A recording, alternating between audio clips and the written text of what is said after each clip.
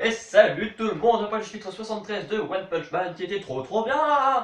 La dernière fois, il y avait eu le début du combat entre Soryu et le roi des monstres pendant la finale du tournoi, enfin après la finale du tournoi. Et il y avait eu des corbeaux monstrueux qui étaient venus aussi. Et du coup, ils étaient plus que 5-6 encore en vie, encore debout au moins.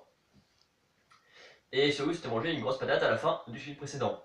Donc cette fois-ci, après seulement 2 petits mois d'absence, Suryo s'est grave fait démonter, il arrive à se relever quand même, mais genre s'il se reprend une fois des coups comme ça, il meurt, il dit.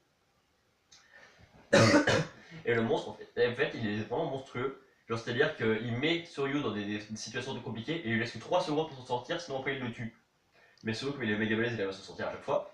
Après, il essaie de lui mettre plein de coups sur le monstre, mais ça lui fait aucun dégât. Du coup, il est quand même salement dans la merde, il finit par se faire écrabouiller, par se faire casser un bras, tout ça.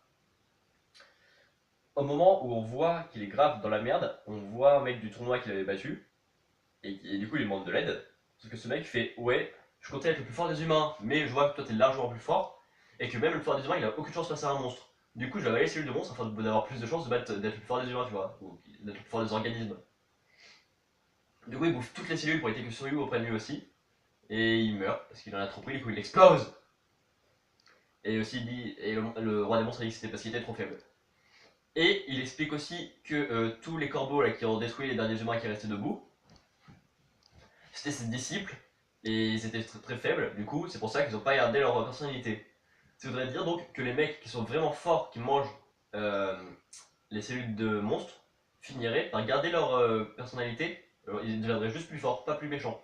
Et ça serait trop stylé. Alors que juste devenir monstrueux, c'est pas très cool. Bref, donc Suryu va se faire tuer vu que c'est le dernier sur Terre et qu'il va se faire bouffer par tous les petits corbeaux.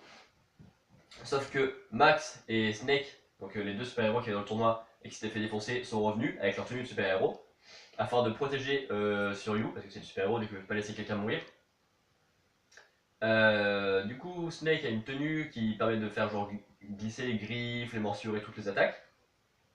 Tandis que Max a des chaussures éclairs qui permettent de genre mieux aller à une meilleure vitesse et plus rapide et plus fort. Et ensuite, chacun des trois met un coup dans un des corbeaux. Du coup, je pense qu'ils vont finir par se débarrasser des corbeaux, mais qu'ils vont être grave dans la merde contre le roi des monstres. Après, ils vont tous les trois se faire tuer, mais au moins, euh, Suryu va avoir un peu de considération pour les super-héros, étant donné qu'il n'en avait pas avant, c'est intéressant. Et ensuite, il y aura Saitama qui va se ramener battre le boss. Donc, mettez vos théories sur comment va se terminer cet arc. Laissez un pouce bleu si cette vidéo vous a plu. Abonnez-vous si vous voulez en voir d'autres. Salut!